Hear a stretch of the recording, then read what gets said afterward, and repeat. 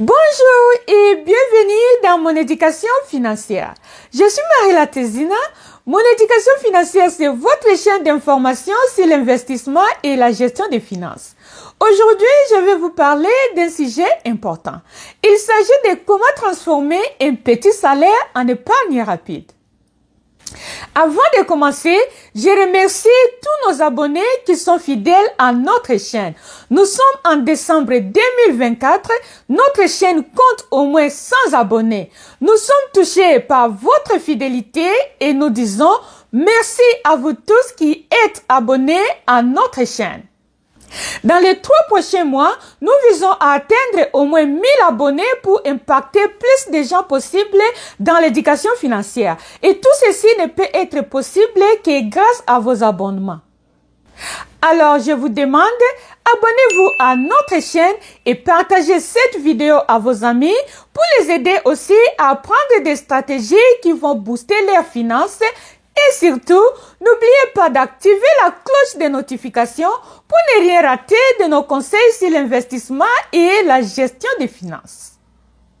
Je vous rappelle aussi que si vous voulez rejoindre notre équipe de champions qui ont décidé de changer leurs finances à partir de 2025, remplissez le formulaire en dessous de la description et nous allons vous aider avec l'investissement, les assurances et sur vos achats de maison. Merci d'avance pour votre abonnement. Avez-vous déjà entendu dire que les salaires ne peuvent pas vous rendre riche? Même s'il y a des arguments qui soutiennent fortement cette déclaration, je peux vous dire que votre salaire peut vous aider à constituer un capital pour l'investissement et pour vos fonds d'urgence. Le salaire est une bonne source de revenus pour créer de la richesse si vous le gérez bien. Le salaire n'est pas une mauvaise chose. Tout le monde ne peut pas réussir dans l'entrepreneuriat. Le salaire vous donne un sentiment de sécurité et de stabilité. Vous savez que chaque mois, vous aurez de l'argent pour subvenir à vos besoins, même si ce n'est pas suffisant.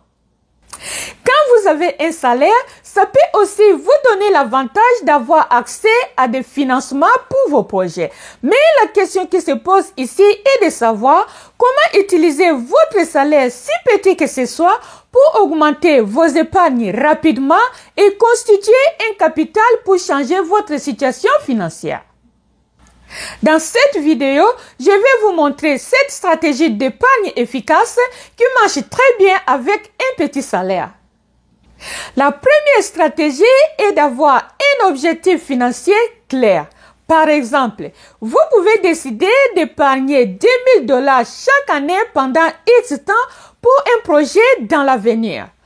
Aujourd'hui, avec les occupations et les exigences de la vie, les gens deviennent de plus en plus distraits et oublient souvent de prendre le temps de réfléchir sur leurs finances. C'est important de prendre du temps pour fixer ces objectifs financiers pour des choses que vous voulez accomplir à court et à long terme. Si vous décidez d'économiser 10 000 $ par année pendant X temps pour un projet par exemple, cet objectif vous donnera de la motivation parce que vous savez ce que vous voulez. Ça peut être économiser pour un fonds de commerce pour générer des revenus passifs, économiser pour investir dans la bourse, acheter une voiture avec du cash, acheter une maison à faire louer ou pour d'autres raisons. Tout ceci ne peut être possible que si vous avez des objectifs clairs et que vous mettez en place des stratégies qui vous aideront à les atteindre. Pour vous faciliter la tâche, vous pouvez avoir des objectifs à court terme qui aideront à atteindre vos objectifs à long terme. Par exemple, pour avoir 10 000 $ par an, vous pouvez décider d'épargner 834 $ chaque mois. La deuxième stratégie est de minimiser les coûts du loyer ou de l'hypothèque. Ce que beaucoup de personnes ne savent pas est que être locataire vous permet d'épargner beaucoup d'argent et de stress. Pour la majorité des personnes, le loyer est la dépense la plus coûteuse dans leur budget. Il faut d'abord savoir que Pour économiser de l'argent, votre loyer ne doit pas dépasser 30% de votre revenu mensuel net. Cela veut dire que si vous amenez 3500 à la maison, votre loyer, y compris toutes les charges relatives, ne doivent pas dépasser 1050 $. Je sais qu'actuellement, avec les coûts élevés du prix de loyer au Canada, ce principe ne reflète pas la réalité pour certaines personnes. Mais avec un peu de stratégie que je vais développer plus tard dans cette vidéo, vous pouvez minimiser les coûts du loyer. Il est important de savoir que lorsque vous êtes locataire, vous ne payez pas la taxe municipale. Au Canada, la moyenne pour la taxe municipale dans certaines villes est de 250 $ par mois et ce montant s'élève jusqu'à 700 $ par mois dans certains quartiers où il y a de nouvelles constructions. Être locataire vous épargne des dépenses d'entretien quand les choses vont mal. Par exemple, une toilette qui est bouchée, la toiture qui doit être remplacée, la panne d'un chauffage ou d'autres choses. Quand vous louez un appartement, par exemple, vous allez économiser sur les factures d'eau, car dans beaucoup d'appartements, l'eau est gratuite. Ce que j'ai encore trouvé intéressant chez certaines personnes, c'est la colocation. Pour ceux qui ne le savent pas, la colocation est le fait de louer des chambres dans un espace. Ça peut être une maison ou un appartement. Il faut savoir que la vie n'est pas une course. Vous êtes venu ici pour se chercher. Ne vous précipitez pas pour le luxe. Ça va venir de la bonne façon si vous le faites bien avec patience. Vivez simplement, mais économisez plus. Si vous êtes seul, la colocation est très économique. Mais si vous avez une famille, être locataire reste toujours avantageux. Si vous voulez acheter une maison, ce n'est pas une mauvaise idée. Je l'encourage même. Mais appliquez de bonnes stratégies. Assurez-vous d'économiser assez d'argent pour le dépôt initial. Je parle ici d'au moins 20% pour minimiser les coûts des intérêts à payer à la banque et les coûts des assurances. Donc, encore une fois, ne vous précipitez pas d'acheter une maison car payer uniquement 5% comme dépôt initial ne sera pas avantageux avec les taux d'intérêt actuels et les charges qui vont avec. Pour minimiser les coûts des intérêts à payer à la banque et les coûts des assurances, il est souhaitable d'avoir au moins 20% de dépôt initial. En appliquant cette stratégie, vous bâtirez plus vite votre équité et ça vous donnera la facilité d'avoir accès à d'autres crédits pour vos investissements futurs. Et c'est comme ça que vous augmenterez votre patrimoine. Donc, au lieu de vous précipiter d'acheter une maison avec seulement 5% de dépôt initial, profitez des loyers pour accumuler plus d'économies possibles pour épargner sur les intérêts et les assurances. La troisième stratégie est d'éviter les dettes de consommation. Les mauvaises dettes sont des facteurs qui jouent contre vos finances. Aujourd'hui, avec plusieurs options d'achat à crédit, il est facile de céder aux offres qui se présentent à nous. Que ce soit pour remplacer votre voiture, remplacer votre téléphone ou même pour acheter des habits avec une carte de crédit et beaucoup d'autres choses. J'ai même rencontré des gens qui ont utilisé les cartes de crédit pour envoyer l'argent au pays. Le taux d'intérêt dans ce genre de transactions peut s'élever jusqu'à 27%. Il faut vraiment voir si le problème que vous essayez de résoudre est une nécessité. Sinon, pour prévenir tout ça, ayez toujours un fonds d'urgence. La quatrième stratégie est de faire des sacrifices et d'être discipliné. Ici, le principe est simple. Dépensez moins que ce que vous gagnez. Il faut aussi savoir que quand on vous demande des sacrifices, c'est juste pour un petit temps, pas pour toute la vie. Mais certaines personnes vous diront que la vie est trop courte pour se priver. Malheureusement, ces mêmes personnes vivent longtemps et ils sont parfois butés à de sérieux problèmes financiers.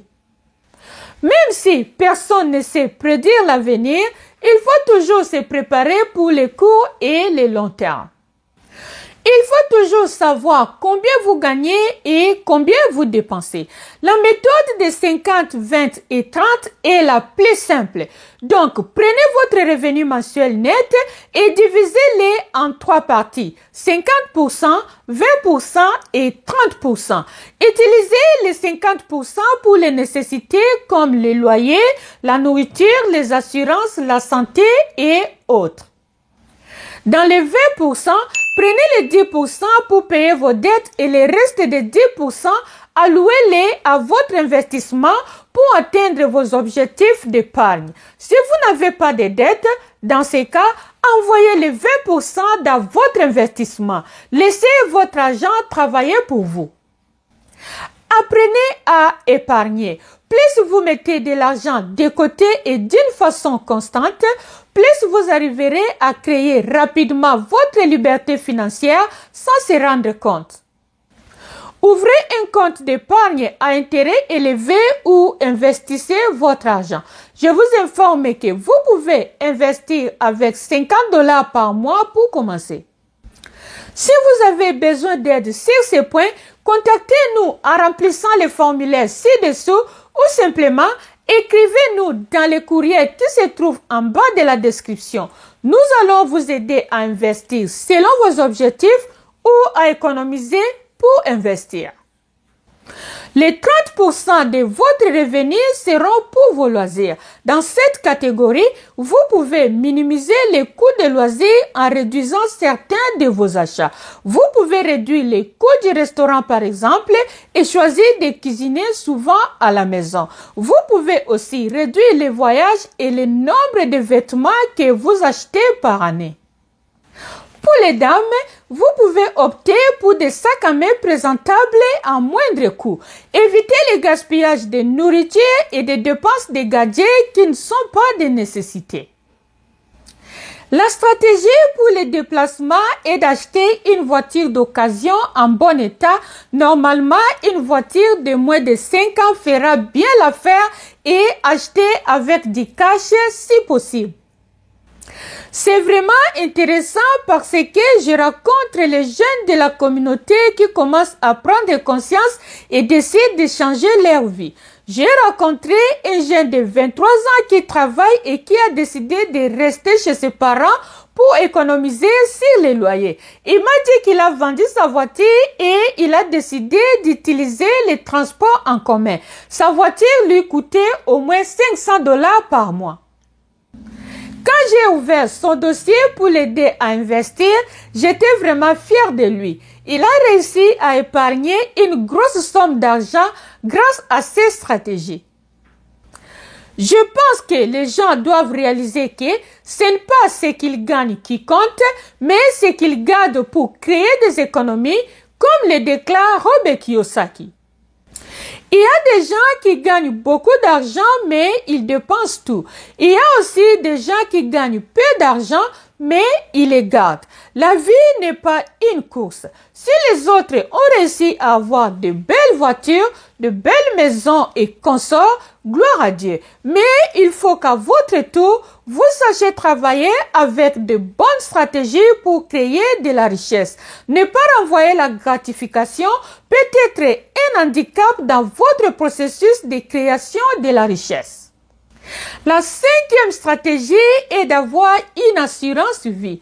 Ne pas avoir une assurance vie est un risque que vous courez pour vos finances. Une maladie grave peut balayer toutes vos économies avec des factures médicales et un événement malheureux peut laisser votre famille dans la détresse financière, surtout si vous êtes le pourvoyeur. C'est important d'avoir une couverture même petite que de ne rien avoir. Personne ne peut prédire l'avenir. Il est possible d'avoir une petite couverture qui peut coûter moins de $50 par mois. Si vous voulez en savoir plus sur les assurances vie, remplissez les formulaires en bas de la description et nous allons vous aider selon votre situation. Ne laissez pas votre famille souffrir après un événement imprévu. Donc, n'attendez pas que ça devienne difficile pour vous plus tard. Contactez-nous aujourd'hui. Nous allons vous aider à vous protéger. La 6e stratégie est d'investir dans votre éducation. Quand vous avez un petit salaire, cherchez à avoir des formations pour augmenter votre chance de trouver un travail qui paye mieux. Choisissez un domaine qui vous intéresse et prenez des formations pour augmenter vos connaissances. Ça peut être une formation en rapport avec votre emploi actuel et qui vous donnera une promotion dans le futur ou d'autres choses. Réduisez vos temps de télé et de médias sociaux. Orientez-vous vers les activités productives pendant vos temps libres. La 7e stratégie est d'augmenter votre revenu. Quand vous avez de nouvelles compétences, vous pouvez postuler pour un nouveau poste qui paye mieux ou vous pouvez demander une promotion dans votre travail. Vous pouvez aussi négocier votre salaire. Vous pouvez aussi choisir de faire des heures supplémentaires ou de créer une activité lucrative pour générer un revenu supplémentaire. Si vous avez un espace d'habitation, vous pouvez faire louer une chambre dans votre résidence ou monétiser votre expertise. Ça peut être comme tresser les cheveux ou cuisiner pour vendre aux gens qui n'ont pas le temps, etc. Vous pouvez faire beaucoup de choses pendant vos temps libres pour diversifier vos sources de revenus. Voici tout ce que j'ai préparé pour vous aujourd'hui. Je vous rappelle que si vous voulez rejoindre notre équipe de champions qui ont décidé de changer les finances dès maintenant, remplissez les formulaires en dessous de la description et nous allons vous aider avec l'investissement, les assurances ou dans vos projets d'achat de maison. Merci de me partager vos stratégies d'épargne avec un petit salaire. Et surtout, n'oubliez pas de vous abonner à notre chaîne et de partager cette vidéo.